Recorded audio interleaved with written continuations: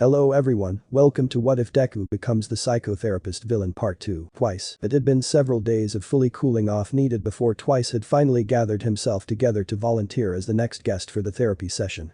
At this point, he has a hope that maybe he won't feel so conflicted with himself after it.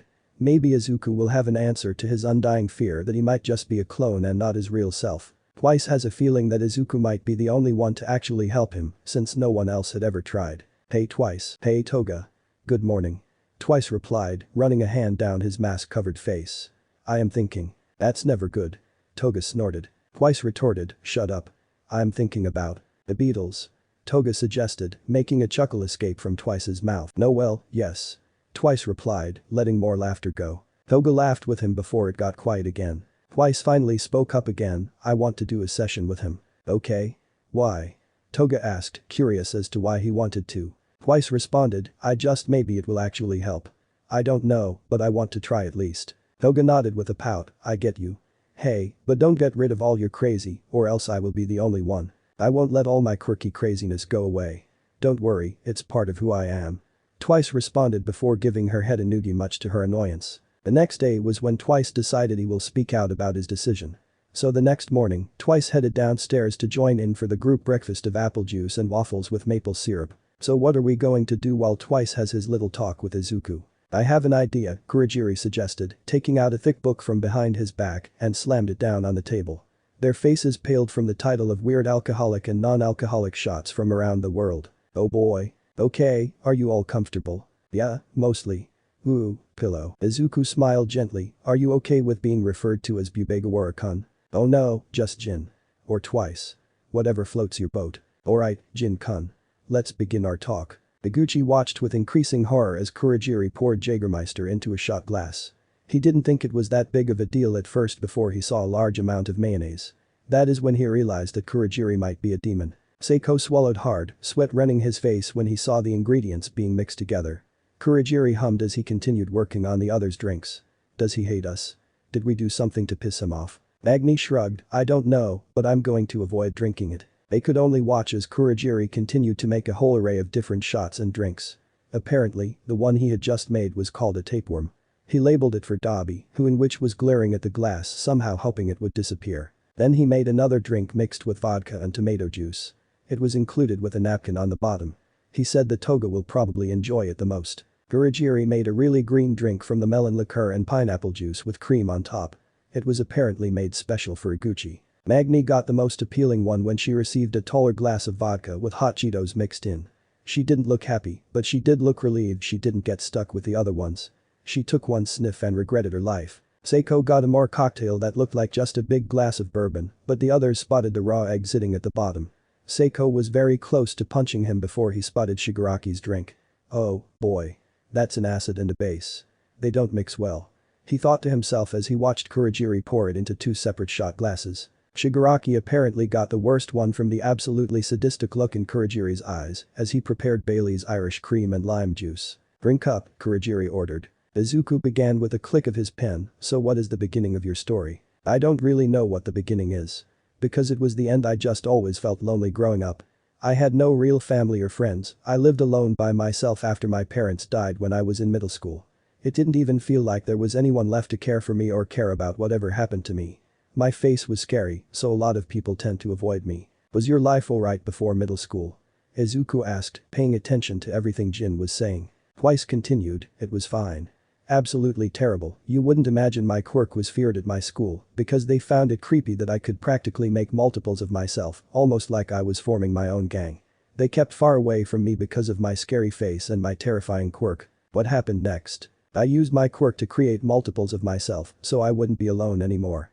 PSSSH, I was never lonely then, I created more that helped commit crimes, but then I got lazy.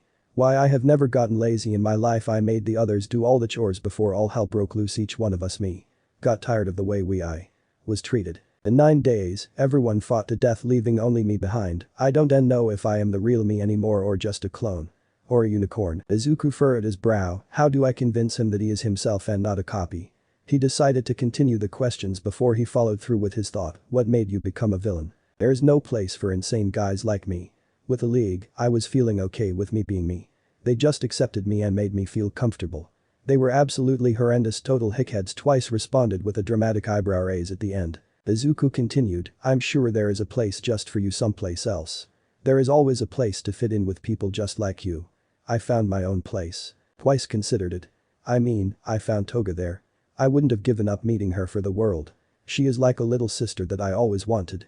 Magni is more like a big sister friend to me with all her worrying.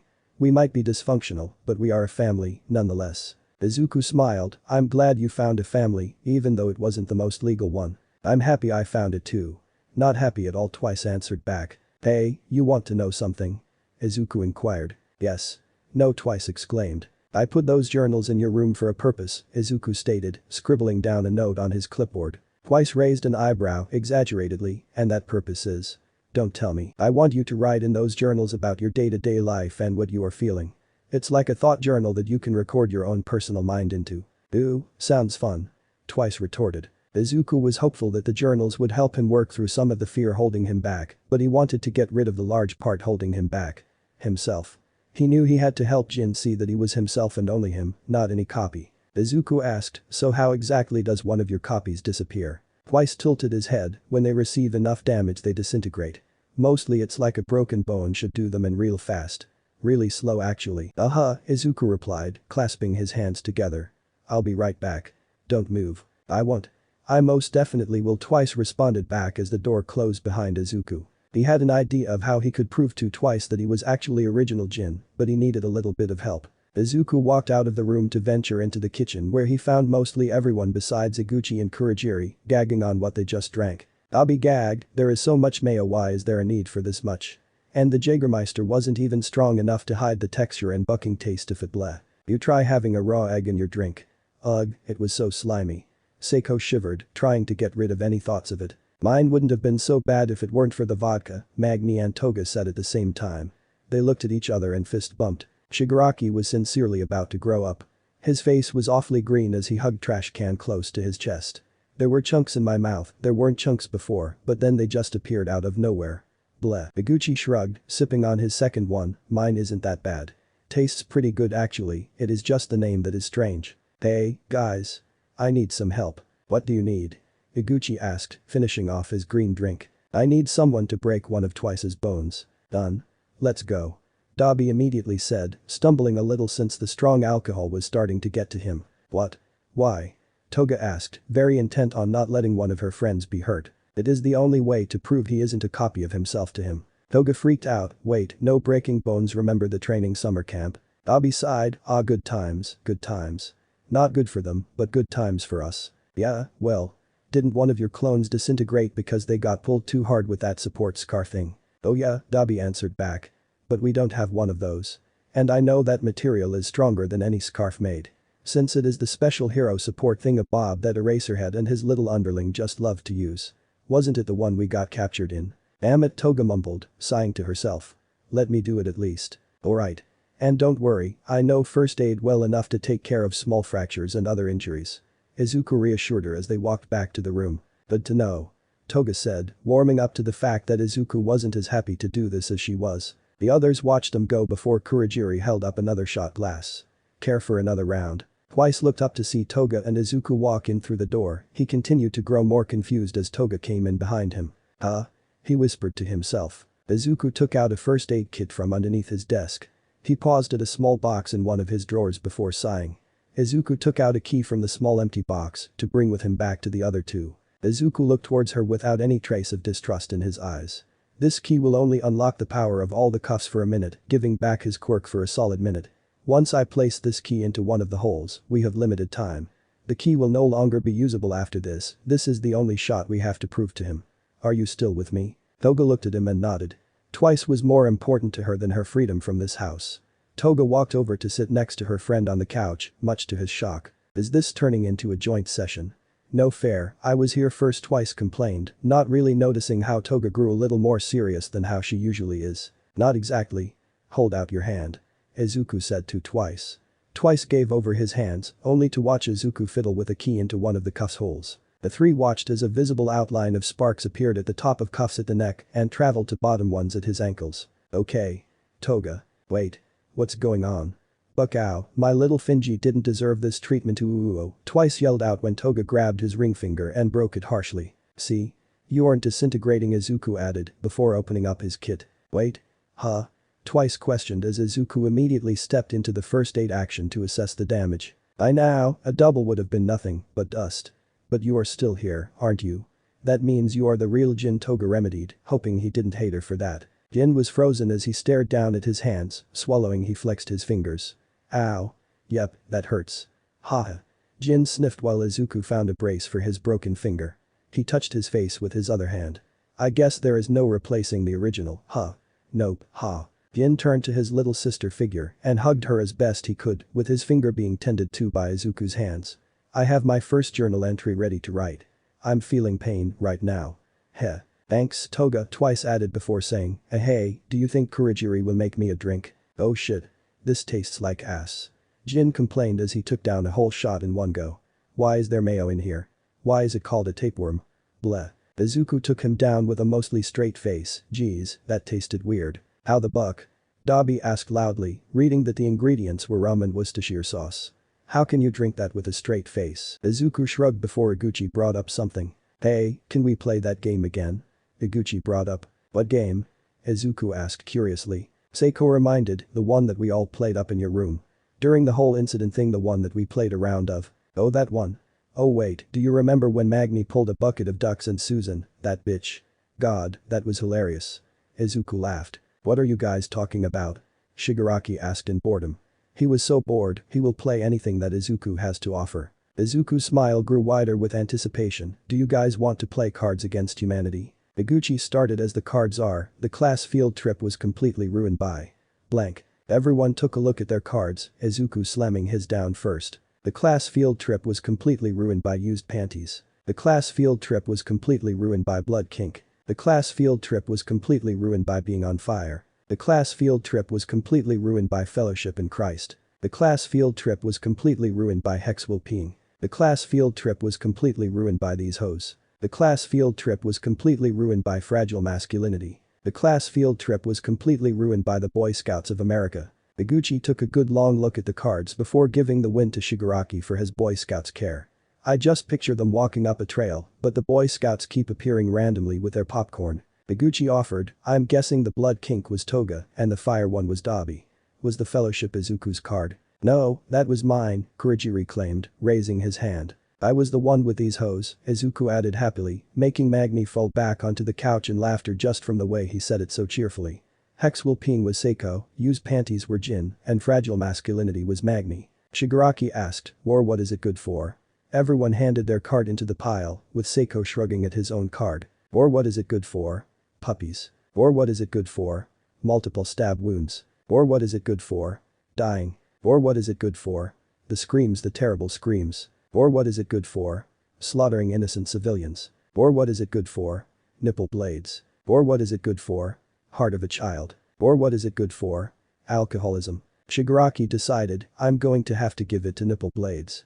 It is by far the funniest to imagine. Just trying to kill someone with them. Magni claimed her card. The stab wounds were definitely Toga hands down. I know alcoholism is Kurogiri from the look in his eyes when I said it, Shigaraki said as he waited for the next question to lay down his cards. I did the puppies one, Jin exclaimed cheerfully. Magni cleared her throat before laughing at the next card, what's there a ton of in heaven? Jin laughed hysterically as he placed his down on the table, everyone following behind him. What's there a ton of in heaven? Ghosts. What's there a ton of in heaven? Vigorous jazz hands. What's there a ton of in heaven? The Holy Bible. What's there a ton of in heaven? Hobos. What's there a ton of in heaven? Glory holes. What's there a ton of in heaven? A gossamer stream of jizz that catches the light as it arcs through the morning air. What's there a ton of in heaven? Exactly what you would expect. What's there a ton of in heaven? All the dudes I've bucked, Magni exclaimed, holding up the card. This one bucking wins. Yes, Jin yelled, Toga bending over in laughter. Oh damn, I thought my stream of jizz would have gotten me the win, Dabi commented as Jin got ready for his turn. Oh no, Jin commented before he started, blank. Kid tested, mother approved. The homo-hexual agenda kid tested, mother approved. The hexuality kid tested, mother approved. Breaking out into song and dance kid tested, mother approved. Spontaneous human combustion kid tested, mother approved. Poverty kid tested, mother approved. Being able to talk to elephants kid tested, mother approved. Puberty kid tested, mother approved. Licking things to claim them as your own kid tested, mother, approved. I like the licking things one, Jin said, gladly handing over the winner card to Kurogiri, who gratefully took his win with grace. Kurogiri took a card out of the deck and read out, maybe she's born with it. Maybe it's blank. Dabi took longer than the others while picking his card, and from what it looks like he was quite happy with what he put down at last. From Izuku's guess, he got one of the rare blank ones and filled it in. Maybe she's born with it. Maybe it's binging and purging. Maybe she's born with it. Maybe it's powerful thighs. Maybe she's born with it. Maybe it's PTSD. Maybe she's born with it. Maybe it's daddy issues. Maybe she's born with it. Maybe it's dark and mysterious forces beyond our control. Maybe she's born with it. Maybe it's teenage pregnancy. Maybe she's born with it. Maybe it's estrogen. Maybe she's born with it. Maybe it's clinical depression, Kurogiri exclaimed right at the end, bursting into chuckles. Okay, Dabi, come to claim your win. I recognize this handwriting anywhere. Dabi clapped as he received his card back from Kurogiri before taking out a card from the deck to read out, 50% of all marriages end in. 50% of all marriages end in prescription painkillers. 50% of all marriages end in my cheating son of a bitch husband. 50% of all marriages end in pulling out. 50% of all marriages end in a mating display. 50% of all marriages end in a much younger woman. 50% of all marriages end in natural selection. 50% of all marriages end in committing suicide. 50% of all marriages end in the gays. Who was the much younger woman? Dabi asked while laughing very hard. Me, bitch, Seiko replied, raising his hand to retrieve his card back from Dabi. Then Seiko took out a card to read out, this is the way the world ends. No with a bang, but with. Izuku eagerly grinned at his card when he added it to the pile. This is the way the world ends. No with a bang, but with the Russians. This is the way the world ends. No with a bang, but with all you can eat shrimp for 8.99. This is the way the world ends. No with a bang, but with a sassy black woman. This is the way the world ends. No with a bang, but with the inevitable heat death of the universe. This is the way the world ends. No with a bang, but with police brutality. This is the way the world ends. No with a bang, but with the clitoris. This is the way the world ends. No with a bang, but with looking in the mirror, applying lipstick and whispering tonight, you will have sex with Tom Cruise. This is the way the world ends. No with a bang, but with genuine human connection. Ah, Tom Cruise is the definite winner, Seiko announced, surprised when Izuku stepped up to take his card. Thank you, Izuku said before taking another card from the deck to continue the game. He looked over to see Jin in a much happier mood than he was early that day. He smiled to himself, glad that he could actually help him even though he had to do something harmful in the process. Hopefully, he does. Toga. The next morning, Toga set off to go find Izuku to talk about her being the next one up. Since Twice stood up and did it, it's only fair if she did it next. Plus, she didn't want Dabi to beat her to it. The alcohol from yesterday didn't give her much of a hangover, but she was a little more tired than usual. When she went downstairs it was a different story, everyone is eating some freshly made macaroni and cheese for lunch, but she knew that look that her friends had on. Almost everyone's face was just spelled out hangover from the way they sunk their heads into their hands while sluggishly eating. Kurogiri and Izuku were the only ones who didn't seem affected by yesterday's alcohol in the least. Hey, good afternoon or morning, whatever, she greeted when she came downstairs. Morning afternoon, Jin welcomed sluggishly from his spot with a bowl in his lap. How's your finger? Toga asked. Never better, it still kind of hurts though, Jin answered back before stuffing his mouth with noodles and cheese. Hey, Izuku, can I be the next one to talk to you about stuff? Toga asked, walking up to the green-haired man in question. Izuku nodded, sure, but eat first. You must be hungry. Fair point, she agreed before getting her own serving of the warm mac and cheese. After eating, she actually went back for a little more before she was fully done. After she put her dish into the sink, she followed Izuku to his office. Iguchi asked, so, what do we do while she goes to talk to him? We can always do more shots. Kurogiri suggested, trying to keep the smug smirk from showing through his tone. No. The other 6 members called out to Kurogiri, making the mist pay man laugh. How about a simple game of Pictionary or something? Just something easy and something we won't get too loud over. I don't want to aggravate this headache. Magni offered. The other nodded while Sato just shook his head into his hands. He knew that their headaches will act up as soon as they start playing. There is no non-competitive game with this group at all. Emiko relaxed into the back cushions of the sofa facing Izuku's own seat. She laid her arms beside herself as she got really cozy into the couch. Izuku smiled, so, Toga Himiko, what are you comfortable with me calling you by? Emiko is cuter, go with that. Toga suggested her first name. Izuku nodded, clicking his pen, okay, Himiko, let's begin the talk. What are you doing? I have no idea what that is supposed to be, Kurogiri said, narrowing his eyes at the board to follow Shigaraki's drawing. Twice spoke loudly from his seat. A horse. No. A giraffe. No. A cat. Okay, I have no clue what you are trying to draw. Geez, I think is it a chimera? Spinner asked, uncertain as to whatever the abomination Shigaraki was drawing even was. Wait, is it supposed to be a Teenage Mutant Turtle Ninja? Sato asked, really questioning what the hell Shigaraki was trying to accomplish. The timer went off. Dog, it was a dog, how the buck did you guys not see it? Shigaraki complained, gesturing towards the details that he thought was obvious. Oh thank God, I thought you were drawing something more X-rated, Magni silently added. You need to practice your drawing skills, Handy, Dobby groaned, throwing his hands over his face. I have no idea how that thing could even be a living animal. So, Himiko, start from the beginning and tell me about your life, Izuku suggested to her to start off with. Himiko started, it was fine. I was an only child, and I had 2 friends when I was younger in elementary school. It was pretty normal, I guess. There wasn't anything to be excited about. What happened when you got your quirk? Izuku questioned. Well, everything seemed to go a little downhill. She laughed at her memories of her life. Can you explain? Himiko continued, well, I was with my parents just playing outside in the backyard, or was it a park? I don't know where it was, I just know it was outside. I saw this little bird who looked hurt because it was bleeding. It was practically covered in blood. Izuku hummed, writing a little note down. Okay. And the more I looked at it, the more the bird looked prettier with the red amongst its feathers because red looked pretty. But when I looked at the blood even closer, I felt so thirsty. It felt like I had to drink. So I sucked its blood and I felt immensely better. It felt like satisfaction, you know.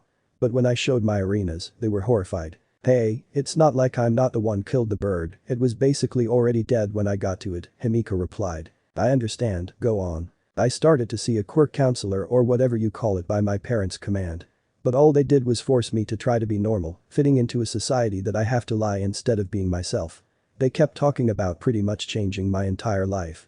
They said I should probably keep quiet about my villainous blood quirk or else I would have no friends. Himiko explained, narrowing her eyes in a pout. And? Izuku asked, wanting her to continue with her story. Himiko continued with a sad sigh, and I didn't want to lose any friends. I kept trying to fit into society everyone wanted me to be in, so I lied about what my quirk could actually do and stuff. Until one day I had enough. In middle school, I attacked a boy who kept bullying me and harassing me in the halls. That day, I ran away from home and started living on the streets. There I met Dobby, got into the Stain Ideal, and became part of the Love. And that's how I got here. You never should have deserved that kind of treatment. Being forced to be something you aren't isn't the way to fix any problem. And when you don't want to be their puppet, they treat you like dirt, Izuku said. I have been treated that way too. Once others found out about my lack of a quirk, I was seen as less than dirt. Himiko sighed, yeah, that must have been tough. Do you still have your family? Izuku smiled gently, just my mother. I miss her. I haven't seen her much since I had started my apprenticeship with Nezu, but after this, I will go to spend more time with her. I'm glad you still have a supportive family. Even if I didn't go into crime or anything like that, I don't think I would be welcomed back into my family just because they are scared of what I might do. Jin has been the closest I have had to family in a long time. Jin is like an older brother to me and Magni is like my big sister. It kind of felt like I had a family made from all these people and I don't want to let go of that. Himiko smiled cheerfully and in return, Izuku gave her a smile as well. And you want? I can see, even if you fight sometimes, you guys are like one big family. Izuku added. Made of people who can only be villains.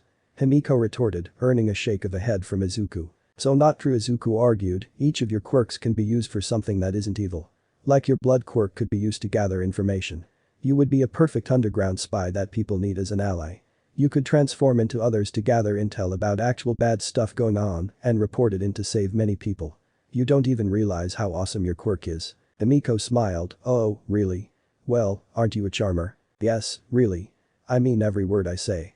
And may I just say, I don't think you need to change anything about yourself. I think your personality is quirky and fun. You can be very protective over the ones you love and you have a great sense of humor. There is no reason to hide any of that. Izuku explained, putting down his clipboard. Thanks for saying that. Means a lot, Himiko smiled genuinely at him, you know, you might just be the first friend I made outside of the league. And, just so you know this is a compliment, you look like you have nice tasting blood. Izuku shrugs, I can give you some when you all get out of here officially. Like a sort of graduation present if you want. Oh hell yeah, she rejoiced, pumping her fists into the air. Izuku laughed warmly as she did a little mini happy dance in anticipation. After about another hour of talking, the pair walked out of the room to find the others arguing about another thing. How is that supposed to be me? Shigaraki pointed a single finger at the paper. Spinner pointed out the many details he added along the body of the figure he drew. It's covered with hands just like you. Those are supposed to be hands.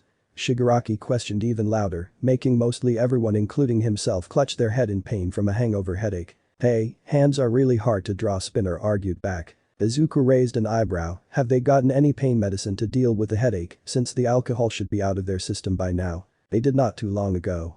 I think it's just themselves that are causing more headaches than necessary. Kurogiri retorted back to him, resting his head against the couch's throws pillow propped against the back. Okay, let's just settle down away from Pictionary for a while. How about that? Izuku suggested. Great idea. Sato agreed. The others didn't hesitate in moving away from the Abomination Creation board of drawings. Izuku offered, how about some dinner? I was wondering about making some. Before Izuku could say what he thought, there was a knock on the door. They all looked to the front door, silent.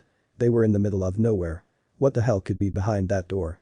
They heard no vehicles of any sort arrive close to the house. Izuku looked back at them when the door knocked again. He set his gaze on the door, moving towards it. He turned back to the others before opening the door wide to see who exactly was the stranger knocking at their door. Abi, Mom? Izuku shouted out, drawing curious attention from the villains. Izuku Inko replied, bringing her son into a hug before gasping. Are you alright? Is everyone alright? Is everything going okay with the program and all? I brought some pizza from downtown if you guys were hungry. It might have gotten cold from the ride here, but nothing a good oven can't fix. She pulled her arms away from the hug to look him over. Wait, Mom. How did you get here? Izuku questioned, looking past her through the door to see nothing. Oh, Hawks gave me a ride here. He was such a nice gentleman. Inko answered, chuckling, and it was simultaneously fun and horrifying being up in the air like that. That red-winged, chicken-eating bitch, Dabi commented, making sure to keep his voice at a whisper. Why are you here?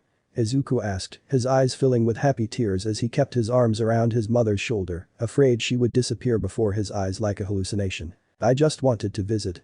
Don't worry, I got permission to stay for at least a day or two before Hawks comes back. Inko replied. I just wanted to see my son since you haven't visited me in a long time. I thought I should just come to you and see how everything is going for myself. Izuku hugged his mom hard as she laughed cheerfully.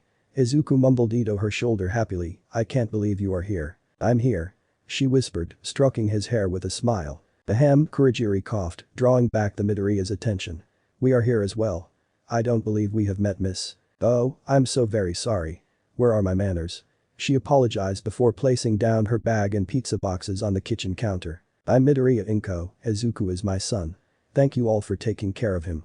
Inko responded, bowing slightly in respect. What are your names? You may call me Kurogiri, Miss Midoriya. Kurogiri bowed. Inko smiled warmly, thank you Kurogiri, but you call me Inko. I'm much too old for formalities nowadays. You aren't old, Mom, Izuku said, coming over to them after closing the front door. And I'm Himiko, nice to meet you, Himiko introduced, throwing out a hand for her to shake. Inko smiled and shook her hand firmly. Nice to meet you as well, dear. Oh, I love your hair buns. They are so cute. Inko replied, making Himiko touch her hair buns while smiling gratefully. Why thank you, Himiko said to Inko, leaning over to look at Izuku. I like her. She mouthed to Izuku. Izuku rolled his eyes fondly, coming up to stand near Kurogiri as the others introduced themselves to Inko. I'm Seiko. A pleasure to meet you. Seiko said, giving her a respectful bow of his head. The pleasure is all mine, Inko responded warmly. Iguchi sat up straight, I'm Iguchi, Miss Inko. It's very nice to meet you Iguchi, Inko replied with a smile that reminded Iguchi of his own caring mother. I'm Magni. Magni said before mumbling out, my pronouns are she her. Hello Magni. It's wonderful to meet you. Inko smiled reassuringly. If I am correct in my theory, I feel you are like the big sister to everyone. She is, Himiko shouted from her spot near Jin. Magni flushed red at her compliment. I have no doubt that you have a very caring heart, young lady, Inko replied lovingly. Jin chuckled nervously, I'm Jin. Nice to meet you. Inko nodded, and you as well, Jin. You have quite lovely eyes. Aw, thanks, Jin replied back. Dabi said quietly, not really looking up at Inko's eyes. It's certainly nice to meet you. Inko turned to Shigaraki who had been silent up until now. What is your name, dear? Shigaraki. Shigaraki introduced, hesitantly.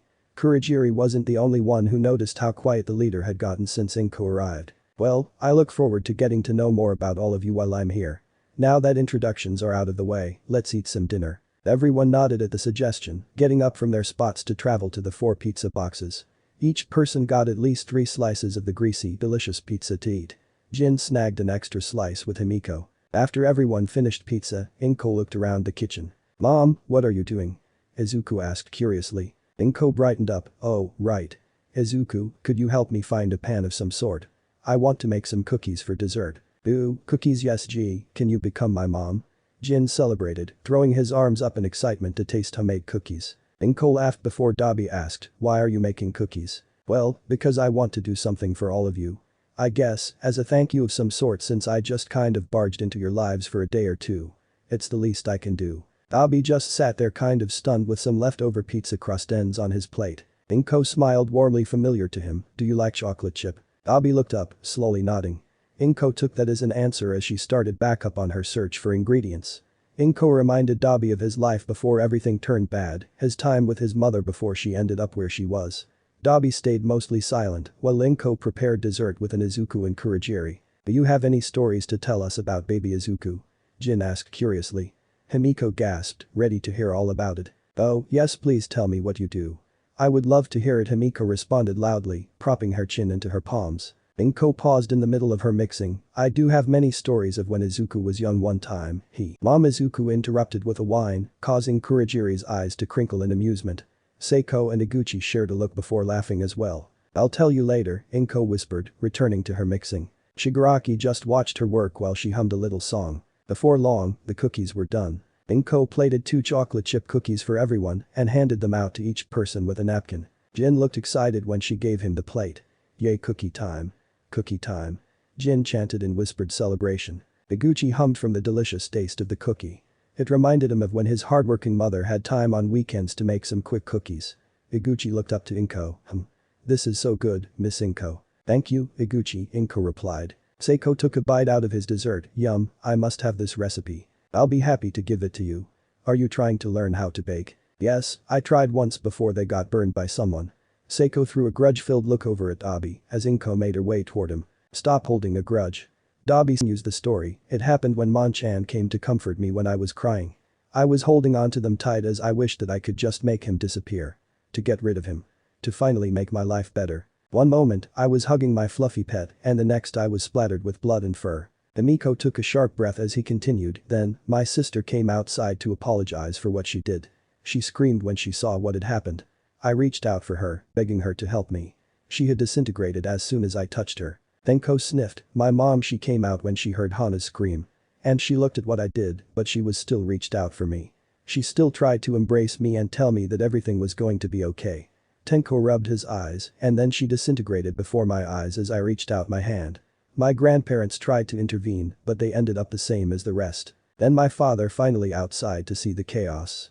I ran to him as the final family I had left and he tried to hurt me. I tried to keep me away from him by defending himself with gardening tools. I just felt anger fuel my body. I launched myself towards him with the full intent to kill and touched his face with my hand. My quirk was so fueled with hate that I ended up destroying the whole house." Tenko paused, running a hand down his face. Tenko sighed. "I was walking the streets after their deaths. But people would pass by me, not offering their help at all. They just assumed a pro hero would take care of me. Then, I met Sensei. I have gifted the hands all my family members to wear, them I was taught by Sensei. He taught me to harness that killing urge until I killed 2 random thugs. That night, Shigaraki was born. He took me in. He knew full well who I was. If he didn't kill my grandmother, I wouldn't be here, none of us would be here. My family would be here, but no. I only found out after the whole overhaul thing." Tenko looked down. "It made me question who I was. Hell, my hair changed color because of the stress I experienced during the whole incident. Who do I trust now since my savior was actually the reason I ended up like this? What was I supposed to do? And now, we are all here. And I still don't know." Tenko looked back up with some tears in his eyes. "When everyone started to reform, I felt like I was being left behind. You guys are like family to me and I didn't want you guys to just leave me behind. I didn't want to be alone again. Not again. I just was afraid to connect I guess. I was afraid that I had to relive my worst memories and here I am telling all of you the truth." There was silence until Izuku piped up. "Are you feeling alright?" Tenko nodded. "Yeah, I think I do. I finally decided to just do it when your mother reminded me of my own She was so caring, so maybe that's why I felt the need to just come out with it. All group hug. Magni cheered before launching herself at her former leader. Tenko fell to the grass with a groan. Himiko laughed before joining the hug. Jin went full speed tackle into the pile. Eventually, everyone piled on top of Tenko in a huge hug. Glad you think of us like family, Krusty, Tuya muttered. Tenko mumbled under all the weight, shut up, Scar. Kurogiri chuckled while Izuku stood up from the hug. Hey, where are you going? Seiko questioned, a yawn escaping him. Izuku responded, I'm going to get some blankets and bring it all downstairs. We are going to have a huge sleepover. Outside or inside? Outside. I like the stars. Tenko called out from underneath all the warm. Okay. However, when the sun comes out, don't complain about it being too bright. Izuku replied before quickly going back inside to grab some comforters and pillows. When he returned, everyone clambered under the blankets next to each other. Tuya had flopped over onto his back. Izuku slept right near Tenko, who was staring up at the stars. Tenko smiled as his eyes closed. He was glad that he had a family again. The next morning, Kurogiri was the first to complain about the sun's bright light on his eyes. Tuya was the second one, turning over onto his pillow to try to block the light. Eventually, everyone woke up and headed back inside. Izuku greeted everyone, good morning. Morning, Tenko mumbled, rubbing his eyes. Iguchi suddenly remembered something, wait, I have a question. Yes. Izuku replied. Iguchi continued, this program is supposed to end when everyone is reformed. Does that mean the program is over? Yes and no. The first stage is over. The next and final stage is the trial. What I had to do now is email the others to start the next stage. Izuku answered back. How long will that take? Magni asked, slumping over onto a couch. Izuku hummed, if I email them now, we have a week left here before we are all sent back to the city to testify. But I can only do it if everyone is okay with it. Is everyone truly ready to start their new lives? Everyone looked at each other before nodding. Go ahead. I'm ready. Seiko responded. Iguchi nodded, I'm cool with it. Magni smiled, I'm ready to start a clean slate. Kurogiri laughed, I'm ready to try some other wines. Jin shrugged, go on. Himiko grinned, as long as I still get your blood because you promised. Tuya nodded, I think it's time to see my family. Tenko nodded his head towards the office, go ahead. I'll be in the kitchen. Izuku smiled before going to contact the heroes about the completion of the first stage. Therapy stage completed. Hey, what should we do since we only have a week left here? Tuya asked Izuku, who was currently getting his toenails painted by Himiko. I don't know, Jin commented, writing in one of his notebooks. His mental health seems to be getting a little bit better each day since his consultation. He took Izuku's advice and began writing in his notebooks on his feelings amongst other things. We can watch a movie. Ooh, like Atlantis, yeah, I loved that movie when I was a kid. Izuku clasped his hands together with his already dry fingernails. Tenko asked, Atlantis? That lost city that sunk or something? Yeah, the animated movie. Izuku paused when he saw no one's face light up recognition. You guys haven't heard of it? When he received a unanimous no, he immediately went to work. Okay, we are watching Atlantis and Treasure Planet tonight. We won't watch the Atlantis sequel though, it was kind of bad. Himiko giggles as Izuku practically waddled off with his wet toenails. Be careful with your toes. I know, Izuku called back. Jin smiled as he kept writing in his book. And so after dinner, Izuku made popcorn so everyone could enjoy the animated goodness. Safe to say, everyone enjoyed it. The next day, Izuku had gotten out several canvases for everyone to paint. Everyone looked at each other before shrugging and taking their choice of canvas. Magni was doing her best to replicate the cherry blossom painting that Izuku had made and gifted her. She hoped to make something as a gift to him. Himiko threw a bunch of pink and red splatters across the canvas before adding orange and yellow. I'm going for a sunset theme or something like that, she said before slamming her hand onto the canvas. Needs more red. Jin made two sides of the canvases, one black and one white, before making contrasting faces on each side. It was similar to the two theater masks of comedy and tragedy, with a theme of yin and yang. Seiko was keeping green, teal, and blue paint for the drawings of his marbles. He drew circles of bright teal and blue paint enveloped in a dark green background. Kurogiri painted his whole canvas black before splattering some white across the whole thing. When Izuku saw him adding some smudges of color, Kurogiri explained he was doing a space theme. Iguchi was slowly painting slow strokes of green across a city landscape he made with black paint. It seemed like he was painting himself, looking after the city at night. Tuya and Tenko had completely ditched their paintings in favor of splattering paint across one another's faces. Izuku didn't know how it began. All he saw was Tuya commenting on Tenko's painting before Tenko accidentally brushed Tuya's face with purple paint. Izuku rolled his eyes fondly as he continued to paint his own canvas after complimenting Iguchi's work. Izuku draws up a happy painting with all of them together in one room. It still needed a lot more work since Izuku had only painted their faces so far. The following day, Izuku prepared a new activity for all of them. But when Seiko saw those yarn balls and needles, he was very nervous. Himiko was excited to just have large wooden needles in her hand. Deku just kept making horrendous bowl of yarn. Like no matter what he tried, he kept missing that one loop and ruining the whole thing. Seiko was still trying to figure out how the sticks were supposed to make it easier. How is this supposed to be relaxing? Denko is now just braiding the yarn together with his fingers, he completely gave up on making a scarf. Now he is just making little yarn braids that look like one of those hair clip things that little girls would buy at one of those accessory stores. Iguchi was just playing the yarn hand trick with Kurogiri. Kurogiri kept winning before Iguchi could trap his hand. Jin somehow wrapped himself up in yarn during this time, chasing Izuku to laugh before trying to undo the knots. Jin just quietly laughed at himself when Izuku finally freed him from his prison of strings. Magni was very successful in making a very long scarf that was thin. It was very orange. Amiko was having a blast making her own scarf out of pink and red yarn. She even put in extra time to get a little fringe at the ends. Oh, sweet. I want to make a freaking teddy bear now. Himiko remarked, letting her fingers do the work for her. Izuku smiled as he saw the genuine love that Himiko had in her eyes as she got into a crocheting mode. The next activity they had was working with clay. Izuku demonstrated how they had to keep their hands wet as well as the clay for the best results. Iguchi was desperately trying to smooth the clay, but his sharp fingertips really got in the way. He kept cursing when he ended up having an uneven top as well. Seiko was just making a tiny little magician's hat since he didn't trust himself with something bigger. Right now, it looks like he is making a tiny flower too out on it. Kurogiri had a bit of trouble since his hands just kept a loose grip on the clay, not really molding the way he wanted.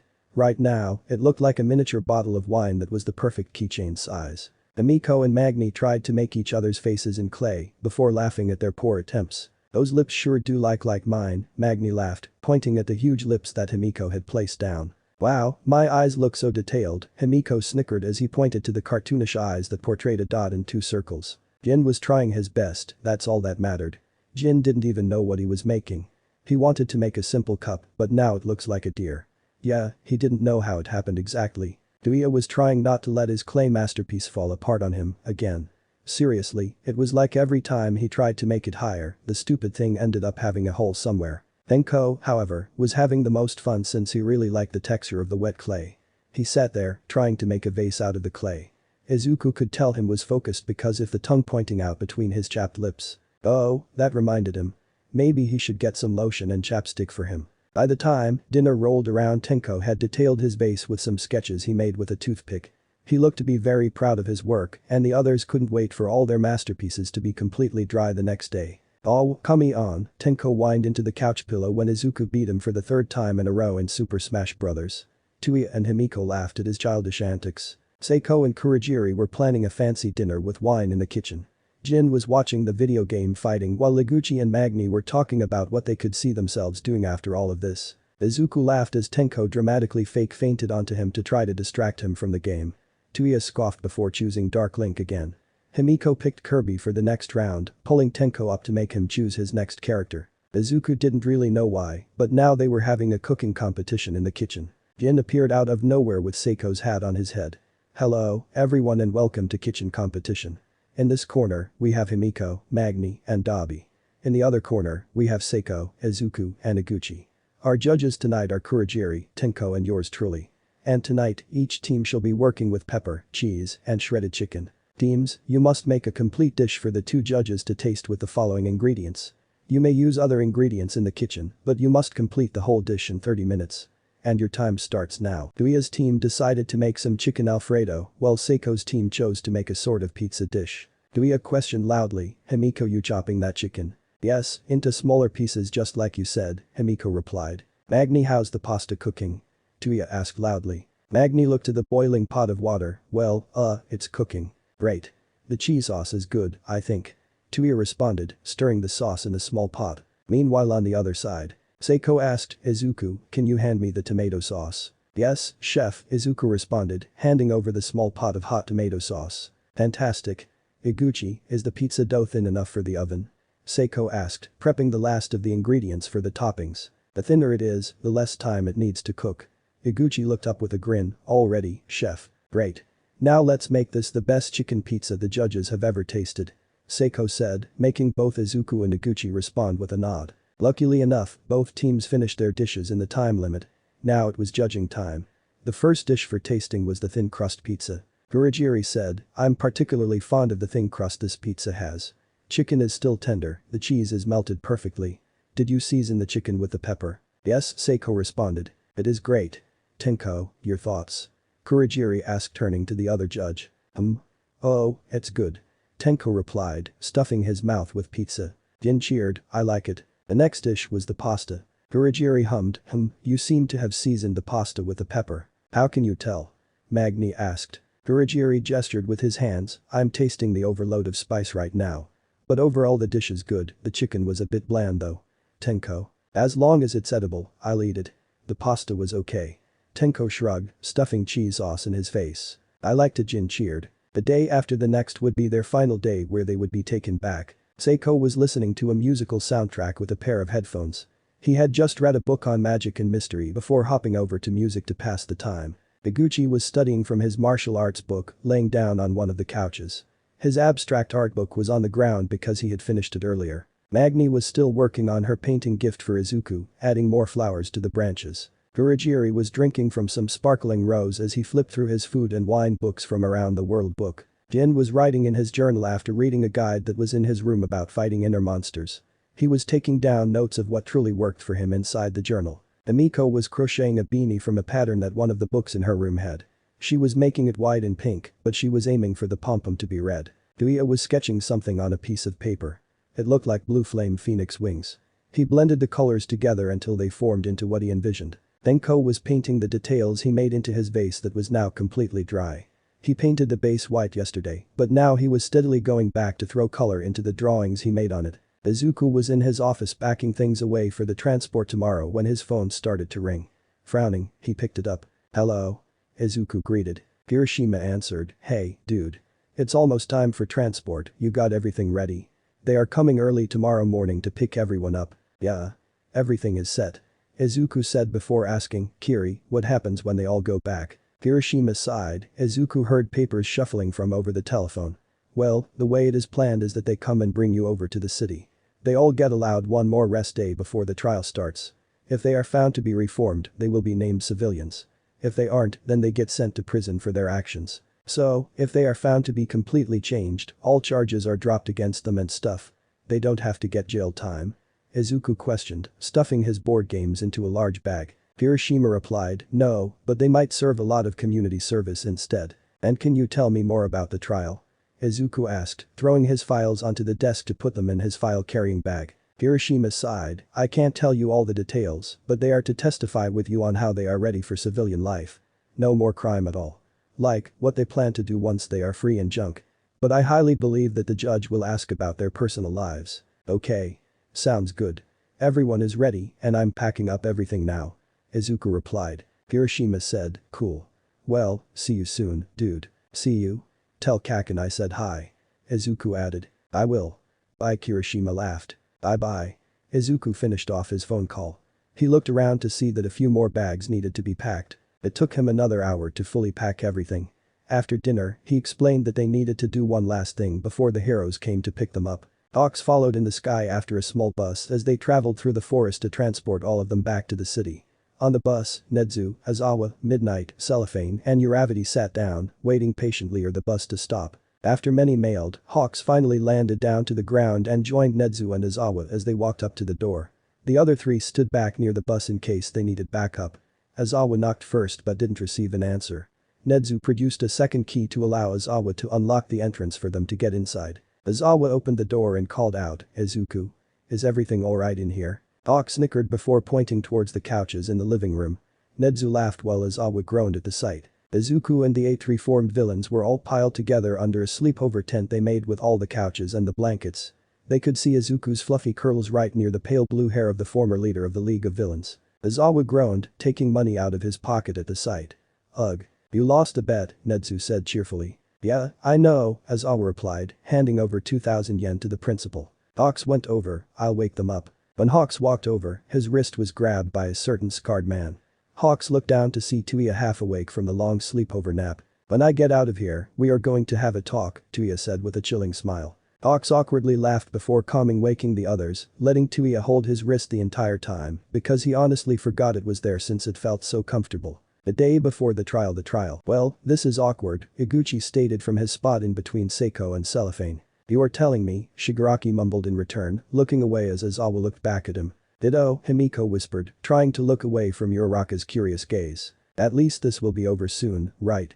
Jin asked cheerfully before answering his own question softly. We might be booked. Izuku stayed silent by his seat near Kurogiri as the White House disappeared from view.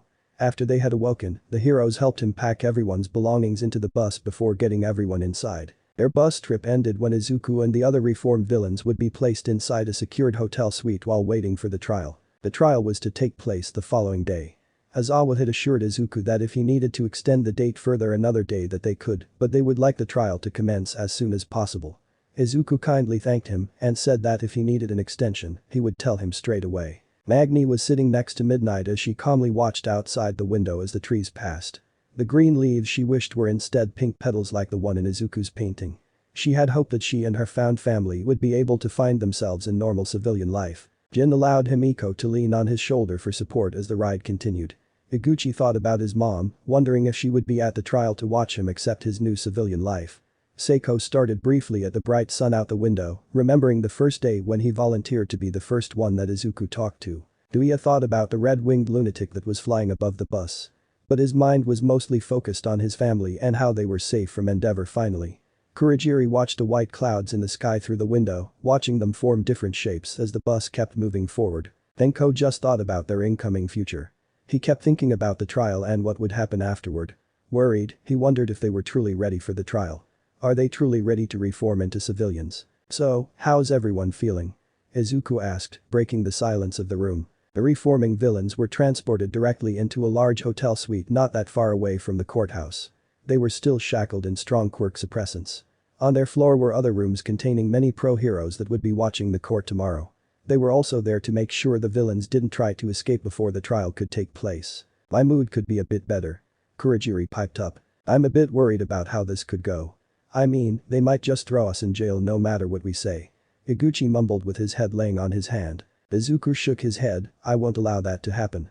Trust me when I say I will do anything in my power to stop any biased decisions. They have no right to assume that you would just waste this chance. Every one of you deserve the second chance. What is going to happen in court? Seiko asked. Izuku started, basically they will ask you questions about your past, your present, and what you expect to be your future. They will probably ask what you plan to do once you are freed, like what do you plan to be. Be prepared of the lawyer to ask about your personal lives because a friend of mine warned me about that. Tenko looked a bit uneasy, Kurogiri patted his shoulder in reassurance. Izuku continued, if they don't accept you, you will get sent to prison for your past actions of crimes you committed. If no and you are found to be reformed, they will name you civilians. At most, when you are found to be reformed, all they can do to punish you for former crimes is a lot of community service. What happens if we don't feel ready to talk in court?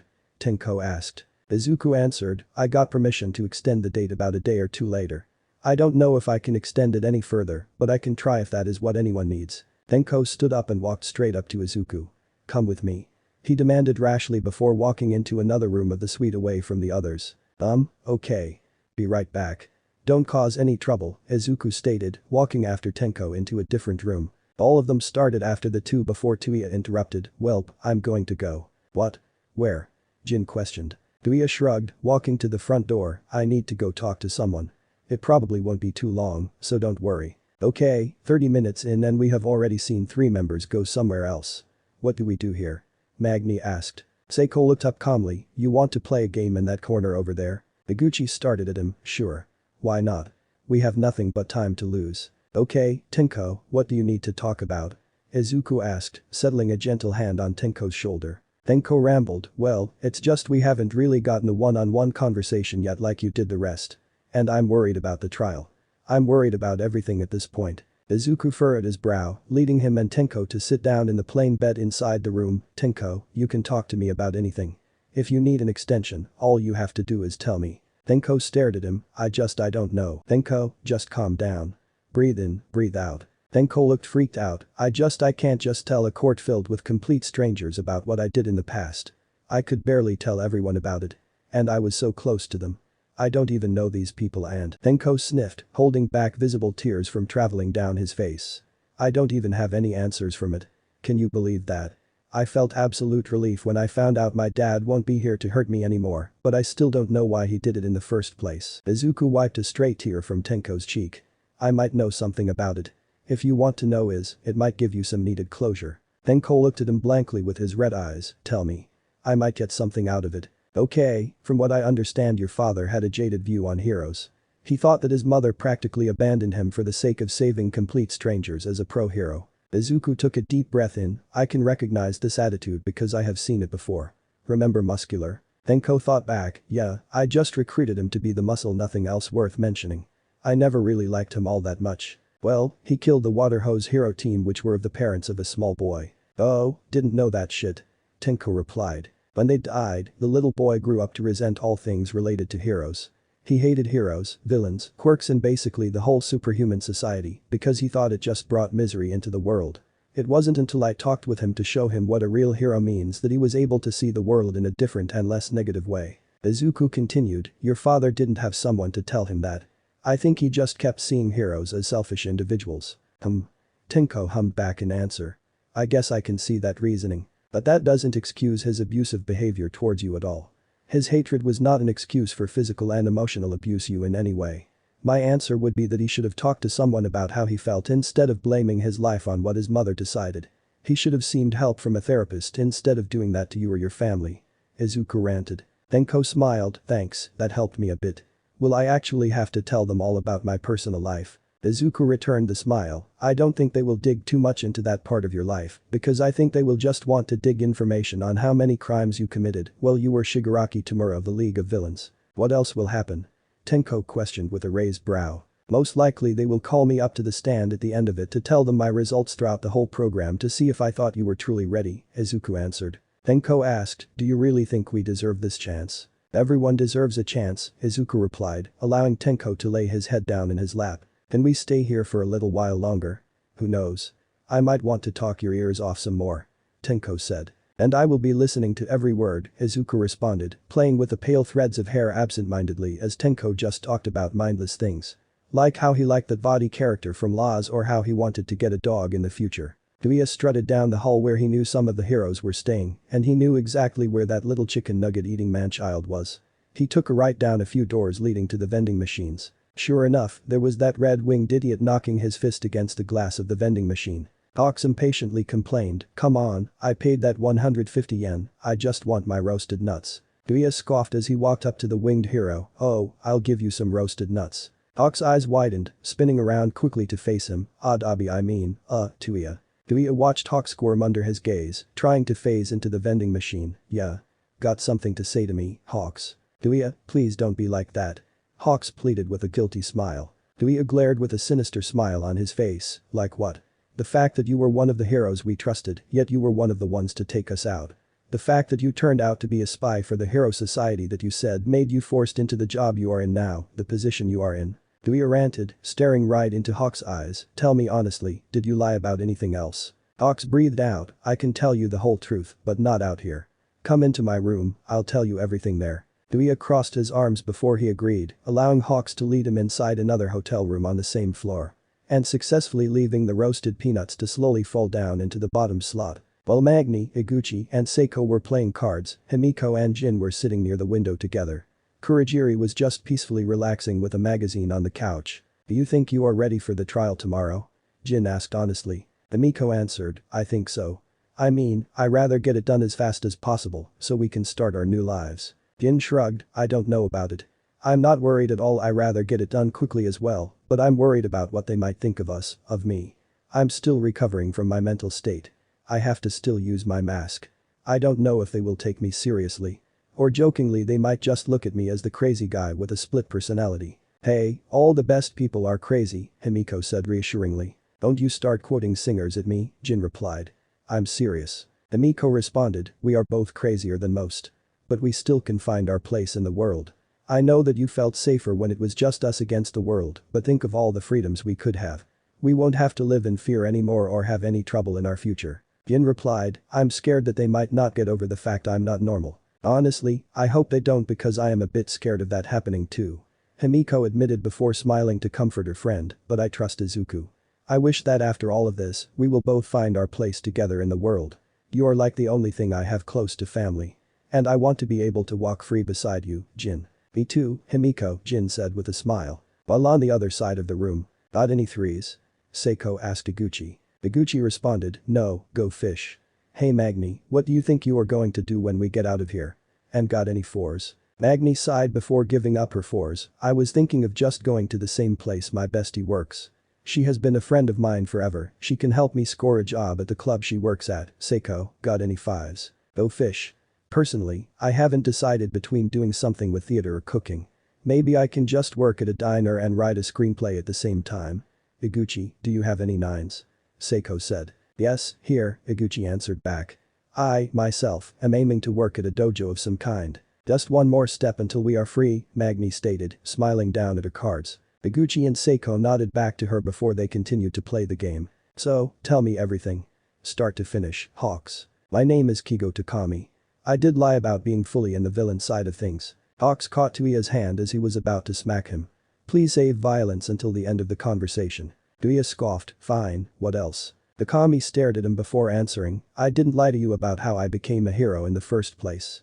How my parents basically gave me up to the hero commission and made me give up my whole life just to become a hero. I wasn't lying when I told you I got forced into being one. Okay, but why did you take part in the capture? Were you just following their orders? Tuia questioned. No. I was actually going against their orders. They fully wanted you to be captured only for everyone to be sent to prison or death. But the heroes stood up and suggested the reform program that they had been working on since the infamous Class 1 had graduated. Heck, all might promote the hell out of it to outweigh the Hero Commission suggestion until they gave up. Takami rambled. Once I heard that the program was with Izuku, I knew you guys would be in safe hands. The commission was ready to hurt you to get what they wanted. The reform program was one of the ways I could protect you guys from falling into the greedy hands of a part of the corrupt hero society. I wanted to protect you. Why the program with Izuku? Tuia asked. Takami continued, Izuku has been helping out a bunch of people since Netsu took him under his wing. He even personally helped me out by figuring out where I stand in this society. Where my role is. Unlike the commission's wishes, I don't consider myself a hero or a villain. I consider myself to be on the neutral side of things. In fact, I have been planning on becoming a civilian myself in a little while. And he is making sure that no one, not even the commission, can forcibly stop me. Tuia replied, oh shit. Never knew he was that much of a badass. But I should have known from the things I've seen back in that house. Yeah, his mom is bucking badass too. And she makes the best cookies by the way. Ugh, makes me wish she was my mom. Takami praised. Tuia retorted, I know I had them back at the house. Right.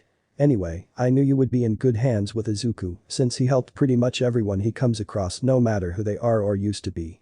Takami added. Yes, you were right on that part. He helped us more than I thought he would at the beginning. Tuia responded. He helped out a lot of people. Tuia. Takami took a deep breath. I heard about the whole case on Endeavor, I was even there for the trial. Izuku talked to Shoto, Natsuo, Fayumi, and Miss Ray about everything before his mother absolutely destroyed him in court. Yeah. I'm glad that it's over, but also mad that I didn't get to finish it off. Tuia said. Takami hummed, I get that. If you want to feel any better, I did hit him with some of my feathers when they dragged him off to prison to serve time. That does make me feel a bit better, Tuia stated softly with a slight grin. They stared at each other in silence. So? Takami broke the silence. Tuia raised his brow, so? Where does this bring us? I'm neither your ally or your enemy, but I do consider you a friend. Takami replied. Oh really, just a friend? Tuia asked with a smirk as he approached the red-winged hero. Well, more than that. Oh, really? Ayu. Takami blushed, you know what I mean. Tuia ordered, oh, do I? Well, I don't know. Maybe you have to remind me, Kigo. Tell me out loud, Takami. Hawks narrowed his eyes before pulling the reforming villain closer to him.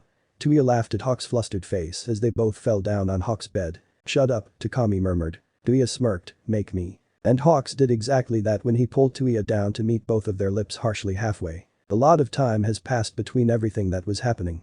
It was about an hour or two later when Tuia stumbled back into their shared hotel room with red feathers sticking up in his black hair. It looks like you were busy, Kurogiri said with his head propped in his hand on the arm of the couch. Where have you been, mister? Jin asked with a grin, I know who you were with, but where were you? Tenko piped up from where his head was laying on Izuku's lap, trust me. Like right next door, I heard everything. Izuku answered back as he continued to braid little twists in Tenko's hair. Yeah, that's why we came out here. The walls are pretty thick, but a few sounds made their way through. Like the bucking headboard, Tenko added. Tuya shrugged, sorry, things got pretty heated. You get it, Magni cheered with a laugh. Oh, I got it. Several times. Tuya replied to a smiling Magni. Okay, TMI. I don't need to hear about this. Seiko replied with a soft laugh as Iguchi just looked like he was holding back his laughter with a sofa cushion. Kurogiri watched everyone as they slowly stopped teasing Tuya and started to talk about the trial tomorrow. Everyone seemed to have quite a bit of worry, but they agreed that tomorrow would be better to just start the trail. The sooner they start, the sooner they didn't have to worry anymore. Kurogiri just relaxed back into his seat and everyone's voice just melted into background noise as they began to daydream. He wanted to imagine what his life might be like after the trial, but every daydream seemed to be replaced with a memory. He freezes up when he realized that his memories don't feel the same. No, this is just a daydream, not memories. But then why does he keep seeing bright yellow goggles and headphones? Why does he keep picturing a blonde-haired man and a tired-looking black-haired man walking into his future bar?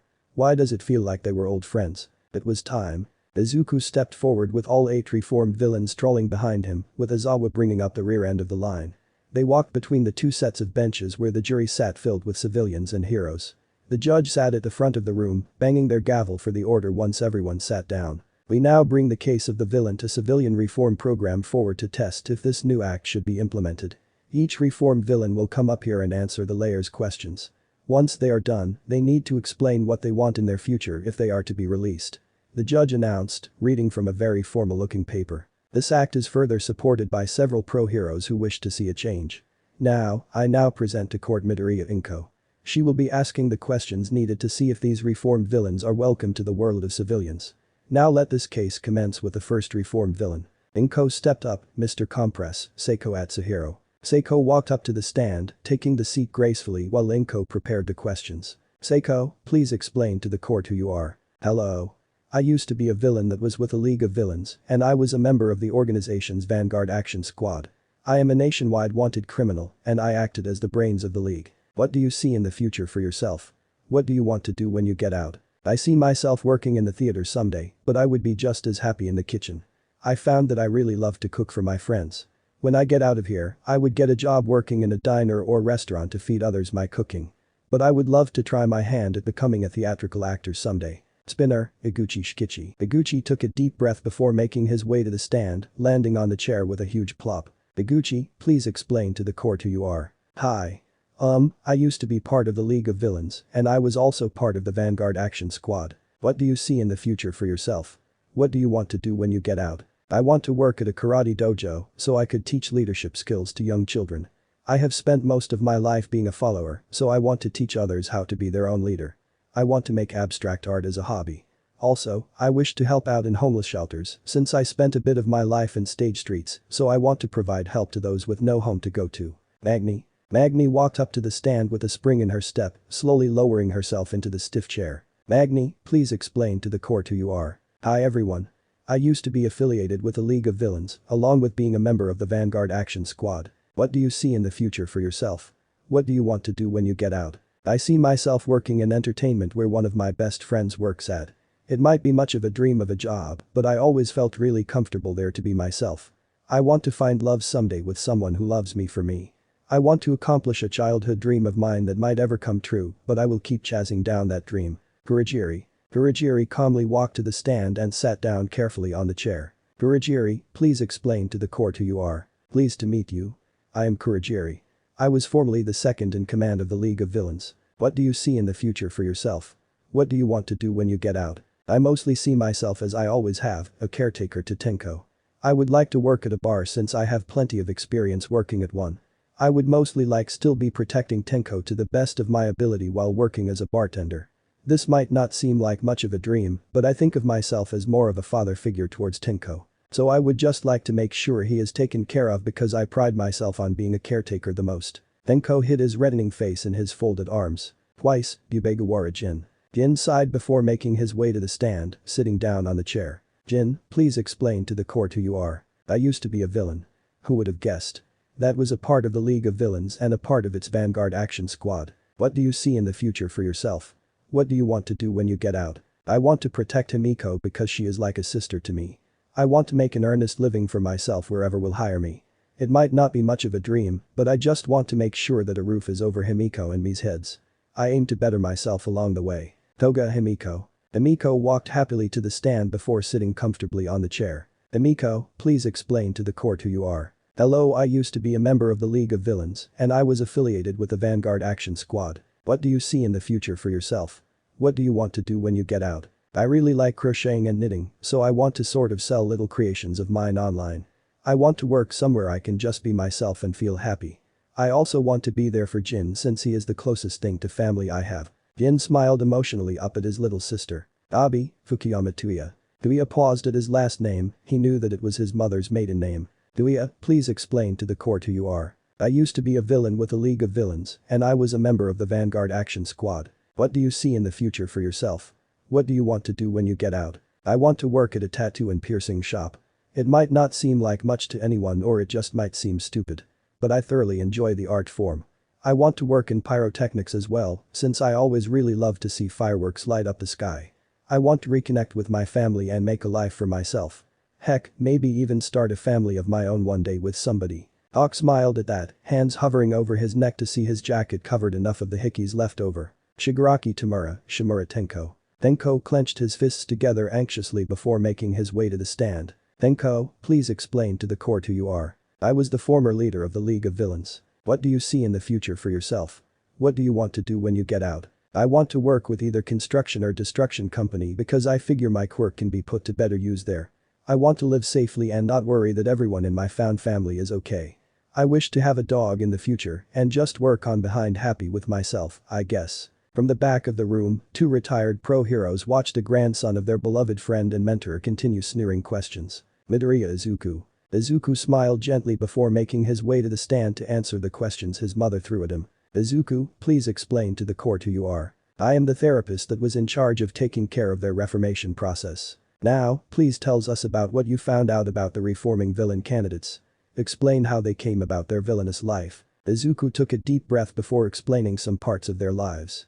He never went into their personal lives, but he did answer that they had a hard time growing up and things like that. Now, answer truthfully, do you believe that these candidates are worthy of becoming civilians? Are they worthy of getting a chance to be freed of all of the charges? Are they ready to enter a whole new lifestyle? Yes. They are worthy of this chance. I give you king word that these candidates deserve this chance to enjoy a whole new life for themselves. The trial took many hours. After their initial questions, all of them had to keep coming back on the stand to answer more details to further prove themselves. The court had a short recess in the middle for everyone to get something to eat before returning. The case started that morning, and now it was close to the sun setting. The whole trial lasted 2 days entirely before a verdict could be reached. It took the whole jury a full 2 hours to decide amongst themselves on if they should let the 8 of them be freed into civilian life. It really took them a while before they came out with a full decision. The reformed villains held each other's hands when the jury sat back down on their benches to give their answer. We find these candidates worthy of becoming civilians. Izuku cheered before dragging all of his 8 friends into a huge celebratory group hug. Let it be known that these new civilians are freed of most of their charges. Each one of them will, however, need to complete a substantial amount of community service. Other than that, they are free to live their lives. The judge announced, letting the reforms celebrate with each other rather harmoniously. Jin practically lifted Himiko in a swinging hug, while Tuya effectively ruined Tenko's hair with a noogie. Magni hugged Mama Inko so tight in her arms, almost crying. Seiko and Iguchi were hugging each other, almost dancing from how happy they felt. Izuku was clutching onto Kurogiri, while Kurogiri's eyes crinkled like he was smiling. They did it. After the case finished, everyone was filing out except a few select people. Okay, what's with that crazy smile of yours?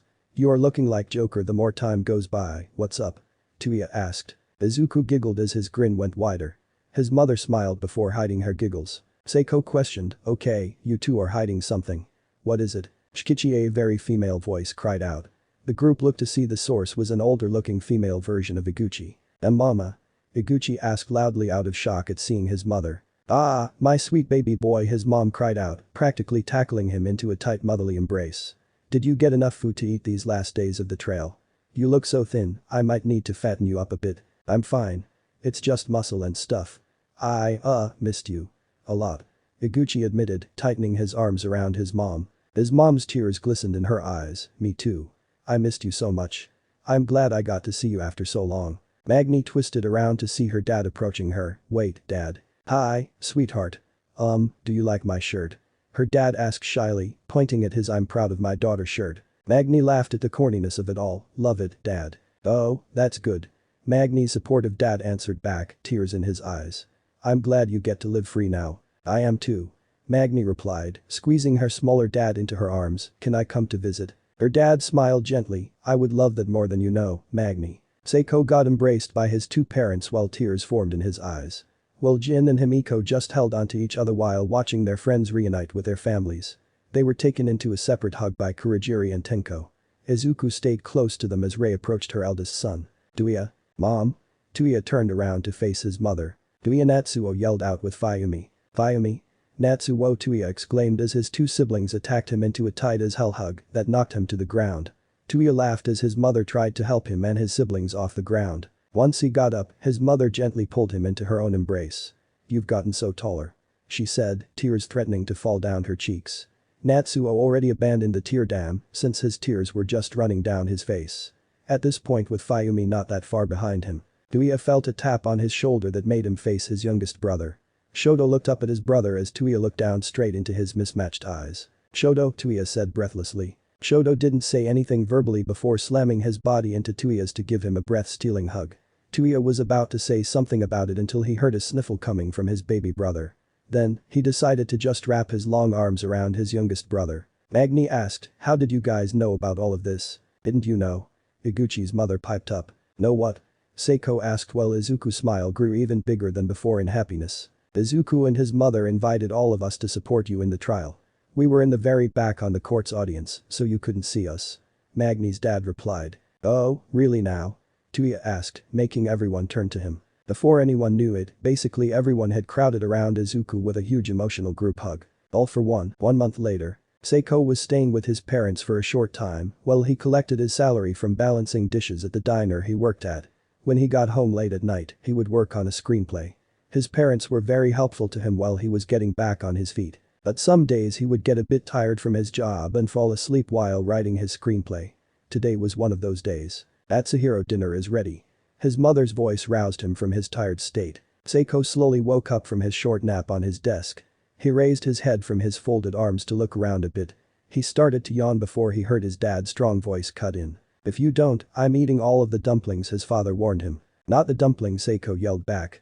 I'm coming down. Seiko launched out of the desk with resurged energy to stop his dad from eating all of his favorite dumplings. His screenplay lay half-written on his desk as he practically jumped down his stairs to save the dumplings. Iguchi started an apprenticeship under an old sensei at a local karate dojo. Okay, Mr. Splinter, one of the children said as Iguchi guided them through a move. I'm not that guy from TMNT, Iguchi argued as some of the children smiled at him. On the weekends, he helps his wonderful mother at the homeless shelter by helping with serving food to them. Shikichi, can you get the backup dish of casserole? His mother called out to him as she fixed a plate for a homeless man. Got it, Mom. He was doing good since the trial, his mother was helping him out a lot. Magni got a job as a waitress at the club that her best friend works at. Her dad allowed her to move back into his apartment and he made sure that she was comfortable in her old room. The job had decent pay and the atmosphere was just so welcoming. Hey, I think that guy over there likes you, girl. Magni's friend. Really? Magni asked. Yeah, every time he comes in, his eyes are just drawn to you. Maybe you have charmed him. Magni's friend whispered. Magni looked over her shoulder to see a brown-haired man with a gentle air about him sitting at one of the back tables. When she caught his eye, he blushed and waved happily. Oh, he got it bad. Magni's friend commented. Magni smiled, I'll go talk to him. See where it goes. Edit, girl. Magni's friend cheered as Magni walked over to the gentleman. Kurogiri got a job at a late-night family-friendly bar that acted as a restaurant. He stayed with Inko during this time with Tenko. Tenko would often go visit Izuku if he wasn't at work, but he would still make time for him and miss Inko. His usual shifts bounced around between late nights and early afternoons. Normally, he would still make it in time to have a meal with Inko at home. However, he had to go to a police station to talk about what they found in his DNA. Kurogiri fixed his cuffs as he approached the police station after his shift ended to go talk to Detective Tsukauchi. Once he got there, he saw Eraserhead and Present Mick looking like they had a lot of mixed feelings about him arriving through the door. Kurogiri walked up to the detective and the two heroes. What seems to be the problem, Detective? Your DNA charts have history. He remembered the flashes of memories he had. What is it? Eraserhead looked at him with tired eyes with a more somber tone to them. Shirakumo. Kurogiri's mind flashed a memory of white clouds before he realized something. He didn't think he had enough time to have dinner with Inko. Jin got a part-time job at a small bookstore run by a sweet old lady. She was so sweet to him and Himiko that she gave them a place to stay on the second floor upstairs. Izuku introduced them directly to the sweet woman who was happy to help them out. Himiko was offered a job by Recovery Girl to become her little nurse helper while she helped heal people. The old woman was happy to help her learn more about crocheting too since she loved to knit. So the sweet old woman became like a grandmother to Jin and Himiko. Tuya started on an online degree to work with pyrotechnics. It would take him a while though to finally get a license for it. But while he was working for it, he was starting an apprenticeship with a man that ran a tattoo and piercing shop. It would take a while for him to finally become an official artist, but for now, he was learning about cleaning the equipment correctly. He began to communicate better with his family, especially since they offered him a place to stay in a new family house. And Tuya, I want some chicken nugget. Takami groaned as he laid down on Tuya's lap. Chicken. They even started to officially date Kigo Takami. Tuya listened to his boyfriend whine until he flicked his forehead, causing Kigo to groan dramatically. He laughed before engaging in a weak slappy hand fight with his boyfriend. Shimura, we got a wall with your name on it, a man called over to his pale-haired employee. On the way, Mr. Uraraka Tenko called back. Iravati pulled a few strings to get him hired at her parents' company. She even pulled a string to let him use his quirk when dealing with a huge destruction job. She even provided him with special gloves that she uses that covered up to 3 of his fingers. He worked extra hard to help out around the place without knowing that much about constructing an actual building. Even though he was inexperienced with certain things, Mrs. Uraraka really helped him out with it. Near the end of his work shift, he saw 2 figures at the entrance waiting for someone. Curious, he stepped forward to see it was actually 2 retired heroes. Gran Torino in a wheelchair with All Might standing next to him. Hello, young Shimura. Can we speak to you? All Might asked gently while Tenko hesitated at seeing him. He was almost tempted to scratch his neck before breathing out. Sure, old man. As for Izuku, well, he had his work cut out for him. With the recent success of the program, he elected to take a small break to make sure everyone was fitting in nicely before going to continue his work. It wasn't until near the end of the month he got more news. They planned on having him on the future reform programs when dealing with a new batch of villains or just one villain. Not all of the public was okay with the decision, but most people felt like many criminals could be redeemed. Nedzu wanted him to talk to All for One in Tartarus.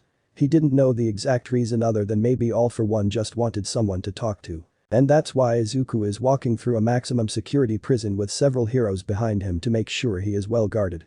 They guided him until he arrived at one door that was very deep into the facility. Izuku took a deep breath before stepping in. Ah, hello there. Greetings, All for One. Izuku returned the greeting. And you are? All for One asked when he walked in further. My name is Midoriya Izuku. Izuku introduced himself, getting closer to the man. All for One's smile twitched at that name, while Izuku sat in the chair opposite of him behind the glass. So is there any name you want to go by? Izuku asked the symbol of evil. Just All for One will be fine. I dropped any alias I had a long time ago. Okay. Just start your story from the beginning. Izuku prompted. Are you really going to listen to me talk about my life over 100 years? All for One asked. I will listen to anything you tell me, Izuku answered back. All for One retorted, well, this might take a while. I have all day, and I can always come back if you want to continue, Izuku added. All for One smiled, ah, well, I'll just tell you what I suppose you need to hear today. Go on and start whenever you need, Izuku replied. All for One started, well, it started over 100 years ago when my brother was still alive. We were there when quirks first started to appear. He was quirkless and I was not. To say there wasn't any hatred or feud between the quirk users and civilians would be a lie. I tried to use my powers to help people out, but the hatred towards quirks just grew because others didn't understand it. They saw the quirk people as villains in the making. Once quirks started appearing more frequently, civilians grew upset since they were slowly becoming growing in numbers. When I got my strong quirk, I was ridiculed upon by many people except my brother. Once. Only once did I try to bring the two together only to get overpowered. They beat me up into a pulp when I tried for peace, so I went with my ideas to try to bring order. Those that I helped that didn't want to help me back, so I took their quirk. If they didn't have one, I would just purge them without a thought. Heh, how do you think I survived this long? It's just because of the longevity quirk I stole around that time. All for One continued, I will admit that I committed many crimes. But I did truly care for my brother and I didn't like how he was on the different side, so I gave him a quirk that he could use. Then he turned against me to fight for justice, be a hero to the others. He didn't stick with his blood, he joined the side of the people who hated me. Do you regret killing him? Izuku asked. I regret a lot of things since I have lived for so long. All for One answered, avoiding the questions. I don't regret taking Shigaraki as my protege. He had the ideal conditions to succeed and continue my legacy once I ran out of time. I want to actually give some quirks back to their owners because I actually have no use for it, but they are quite interesting to me. When a quirk piques my interest, I must have it even if I didn't need it at that time. Izuku started, if that was the beginning. Don't worry, I'll skip most of the middle of you for today. All for One replied. Then you can tell me the middle another day, Izuku said gently. All for One slowly nodded before continuing on about what Izuku already knew but from his perspective. How he guided Shigaraki to take over his place. How he commissioned Kurogiri to become his caretaker. How he ordered a doctor to make huge creations of mutations to kill others. How he had allies still around in hiding that the heroes might never find. The time when Shigaraki came back with shot wounds from the USJ incident to the time where he forced Shigaraki to leave during the big fight between him and All Might. How his legacy gained him the title of the symbol of evil before he got locked up in prison years ago. You know, I started to care for Shigaraki like he was my son sometimes. Really? Yes. Believe it or not. All for One sighed, once upon a time, I almost stopped being a villain. What? Quite a surprise insisted. Well, I met a woman long before I had my first fight with All Might. I found her quite interesting since she cared about so many things. I actually married her and had a child with her. But then when the child was still very young, I was called away to focus on villainy yet again. I met Kurogiri and took in Shigaraki during the time I was away from them. I figured the sooner I make the world better, I could return to them even better than before, but then, I started to consider that I might just retire, so I could just live my immortal life out. I might even throw away the longevity quirk just so I could finally die in peace. But? Izuku asked. But then, the fight with All Might happened. My unknown child should have ever been around 7 or 8 at this time, never remembering the face of his father. The fight left me with this very unrecognizable face. Even if I returned and retired, I wouldn't think my wife would accept me. So I healed up the best I could and continued to send money for them to be supported from afar. I knew that if my family was ever discovered that they would be held accountable for my crimes, or they would be used as bait to lure me in. So I distanced myself even further away from them with no contact except an envelope of money. I know that they are safe away from me, never knowing who I truly am. They could have been hurt, so it was better for me to not be there. All for One said. Izuku took in the information before a loud intercom cut him off to say that visiting time was over. Ah, I hope we continue our talk. All for One. I do as well, Midoriya-kun. Izuku waved after bowing slightly to All for One in respect before leaving. All for One nodded to him as the door closed. Ah, you have the same determined as my brother, your uncle. I'm glad to know that you are safe, Izuku. All for One smiled at his thoughts even if his son wasn't in his view anymore. I'm proud to see how far you have come. I hope to see you again, Izuku. After a week of planning, the reformed villains finally cornered Bakugo Katsuki. They had him right where they needed him in the alleyway. They didn't want to kidnap him because you know if they did, they would probably have to go to jail. Kurogiri couldn't come because he was in the police station for some reason. Bakugo sneered, what the buck? This shit again? What are you even doing here? You aren't trying to get me to become a villain again, are you? Bold of you to assume that we want you. Jin quipped. We are already reformed, ground zero. We have no need for anything like that anymore. Tenko answered smoothly. Yeah, I even planned a date this Saturday, Magni added. Did you really, big sis? Himiko asked excitedly. Magni nodded, yeah, I'll give you all the deets after this. So what is going on? Bakugo yelled. Himiko said, oh, poor Bakugo. He doesn't even know. We know what you did to Izuku. Tenko said chillingly with a smile, and we aren't happy about it. So what? That was in the past, we made up and shit. Oh, really? Where's the proof? Fuck. Wait a second.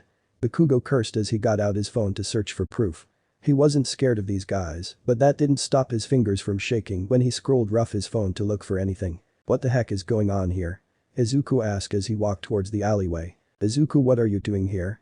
Higuchi questioned. Izuku looked at them, Kurogiri warned me that this might happen. What he ratted us out? Tuya asked. Izuku shrugged, not important. Why is Kakin against the wall of this dirty alleyway? Because we were protecting your honor, Jin answered. Come on. We made up and stuff. All of it is in the past. I have forgiven him mostly.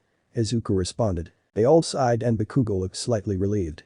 Well, he looked relieved until Tenko walked over to knee him in the groin. Ow bucking hell, Bakugo yelled as he slowly sank to the ground on his knees. Don't you ever try to bully our cinnamon roll ever again, little bitch.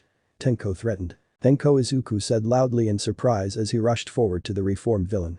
Don't do that, Izuku sighed while Bakugo just lay silent on the ground in pain. Okay, nothing to see here. Move along. Are we still good for the cafe meetup? Tenko asked hesitantly while the others started to walk past him. Izuku nodded, yes, now what'll I deal with him? I'll catch up to you. While the group walked away, Izuku leaned down to his old friend. Sorry about that. Izuku apologized. It's fine. You kind of deserved it, Izuku mumbled. Bakugo gasped out, I know. Kirishima is on his way. I called him earlier because I suspected something like this would happen. Izuku replied. Bakubro Kirishima yelled as he ran to their spot. And there he is. Izuku replied as Kirishima starts to run up to two. I hope you can forgive them. Bitsuki coughed, I let it slide this time. Next time, I won't hold back from kicking their asses. I have no doubt about it. See you later Kaken. Izuku said right as Kirishima appeared at the alleyway. Bakugo waved weakly as Izuku skipped away while Kirishima was worrying about him. Dude, what happened? Kirishima asked as he squatted beside his best buddy. Nothing much. Just Izuku's friends wanted to defend his honor. Bakugo smirked. Well, let's take you back to my apartment. I got some ice and spicy curry. Kirishima grinned with a bit of sympathy as he helped his bro to his feet. And just like that, Bakugo vowed to never ever get on Izuku's bad side again since he had a ton of backup. Epilogue. 1 year after the reform program, Izuku checked his walk while he was walking to their meeting spot at a not well-known cafe that had really good coffee. Izuku was on edge since he recently got an offer to take part in a slightly bigger reform program for a new set of villains that the League of Villains has dealt with before. Izuku breathed out calmly as he opened the front door to the cafe, only to grin at the welcoming sight of his friends sitting together at the back wall. He could hear them arguing already, which brought back the familiarity of their regular meetings. Why do they have to keep calling me Splinter? Do I look like a rat? Iguchi asked, taking a large gulp of his melon soda. No, but you look like a respectable sensei that Splinter is, Seiko added. Iguchi looked up, that has been one of the nicest things you have said to me. Thanks. Seiko nodded, no problem, Splinter. But hey, it is cool that you actually got promoted to become a sensei in that dojo you are working at. Tuya grinned. Iguchi sighed with a tired smile, I know I still can't believe it. Oh hey, Izuku. Yo Tuya greeted, his red feather necklace swinging slightly from his movement. Izuku smiled before sitting at the empty seat next to Kurogiri and Tenko. Tenko grew out his pale blue hair a bit past his shoulder, but he held it back from his face with 2 black bobby pins. Tenko's emotional support dog, Yuki, was sitting in his lap. Yuki was a small corgi that had a red collar that matched his eyes. His skin had gotten a bit better over the course of time, making his face look more youthful. He started to wear more colors other than black, but it was still part of most of their closet. He even had multiple pairs of gloves in different colors. Uraraka's parents promoted him to a better spot in their company that he really enjoyed. His fellow co-workers were really nice to him, one of them had a wife that gave him a casserole dish one time. He got a small apartment that was near a park for him to walk Yuki. He took some pottery classes where he made little gifts for his friends and Inko. He made everything from little statues to intricate vases to place in his own apartment. He visits Izuku, Inko, and Kurogiri a lot, especially with Yuki. He had a tattoo on his back that he let Tuya do for him. He ends up being a tree silhouette with all of their signatures amongst the branches. It was a little rough since Tuya was still practicing, but it was very heartfelt. Izuku greeted, hey Kurogiri. Did you mean Kumajiri? Jin asked with a grin, his black cloth face mask obscuring the lower half of his mouth. It had a dopey grin printed on the front of it. Kurogiri sighed as Himiko and Jin laughed amongst themselves. Kurogiri looked more human. In this past year, he discovered more memories about himself and found out that his true memories were covered up by a fake past. Kurogiri, also known as Shirakumo Boro, looked much better than before. His dark purple wisps had gotten lighter and lively. His yellow eyes took a more blue shade as the wisp covered his normal body. Kurogiri insisted they either call him Kurogiri, but Himiko did suggest Kumajiri. Kumajiri actually got a position as a manager at the bar he was working at. He acts sort of like a mentor to young working bartenders. He runs a food blog in his spare time where he talks about different wines and drinks go with certain dishes.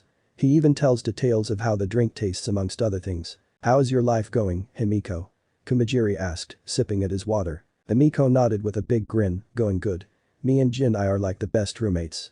Mrs. Ichika is so nice to us, she is like our grandmother, oh my god, we need to introduce her to you guys at some point when we aren't busy. Yeah, you have been busy with that little photo shoot you did, Magni commented. What is this I hear? Seiko questioned, propping his head on his prosthetic arm. Oh, Himiko did a little modeling job for Get This Bakugo, Magni announced. What? Izuku asked curiously. Emiko replied, well not him exactly, his father.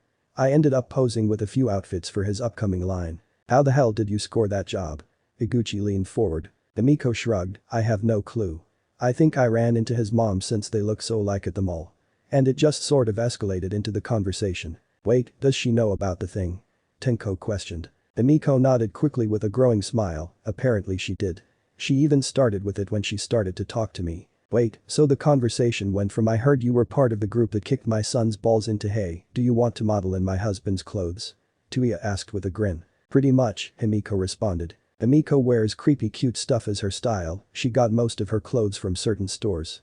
She works as an office assistant to Recovery Girl, but she often jokes about the whole killer nurse thing to scare a bit of some patient who wouldn't stop flirting with her. She runs a side job online to sell some of her knitted things like little stuffed animals to scarves.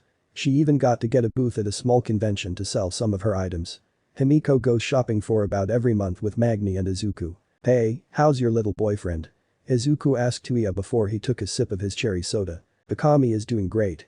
He is actually becoming freer each day, Tuya replied. So when is the wedding? Magnet questioned, leaning forward in her seat. Tuya scoffed, there is no wedding. Yet? Himiko asked with a raised brow. Yet, Tuya responded fondly, holding on to his necklace he wore proudly on his neck. Tuya's tattoo apprentice job was doing great even in his short time. He was about a year into his apprenticeship with his tattoo artist mentor. His online degree got hard at some times, but Takami did his best to help him along the way. He can fully do piercings by now and he is practicing his tattooing. Tuya and Takami have been going pretty strong for the last year. They go to fireworks shows together whenever they can. Tuya is working on giving each of his friends a tattoo to practice his skills further. Tuya visits his family each week for a family dinner with all his siblings and his mother. He even introduced Takami as his boyfriend about 3 months after the trial. So Splinter? Izuku asked, looking towards Iguchi. Jin and Himiko giggled as Iguchi looked over to Izuku. At some point, I'm going to name you guys after Renaissance painters and you guys are being my ninjas or something. Iguchi retorted. I call Leonardo, Tenko whispered. Iguchi had become a karate master at the dojo he worked at, effectively making him a sensei for the young ones who came in.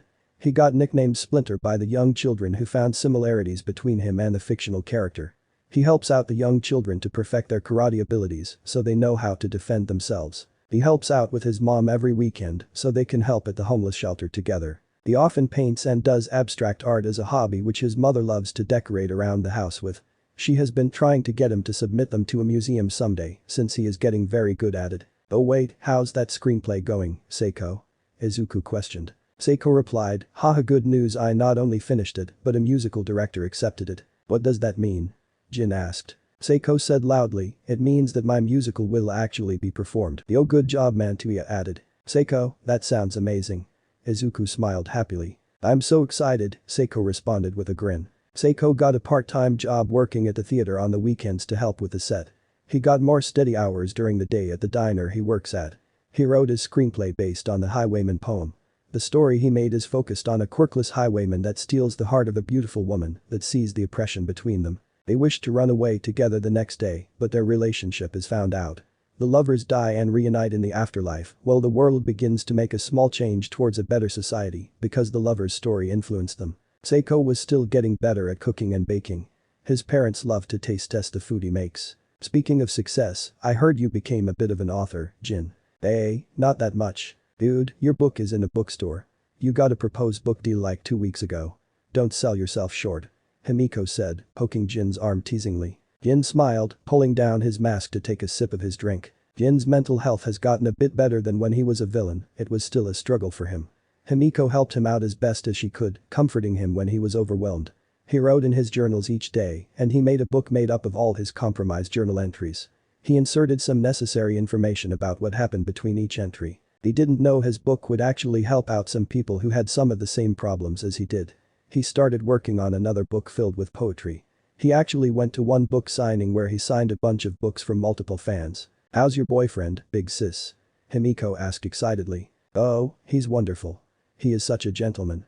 Magni said, allowing her promise ring to shine in her finger. Tuya raised a brow, are you going to lock him down? PFFT. I will when you lock Kigo down. Magni retorted back. Done deal. Tuya agreed with a solid handshake. Magni was doing great at her job with her friend, it had many more pros than it did its occasionally cons. Her boyfriend worked at a really respectable business company that gave him a steady income. Her boyfriend was really supportive of her, her father approved of him when she introduced them about 5 months ago. Tuya gave her a cherry blossom tattoo to remind her of her favorite painting by Izuku that she hung up in her room. Izuku, how are you doing? Izuku smiled tightly, fine.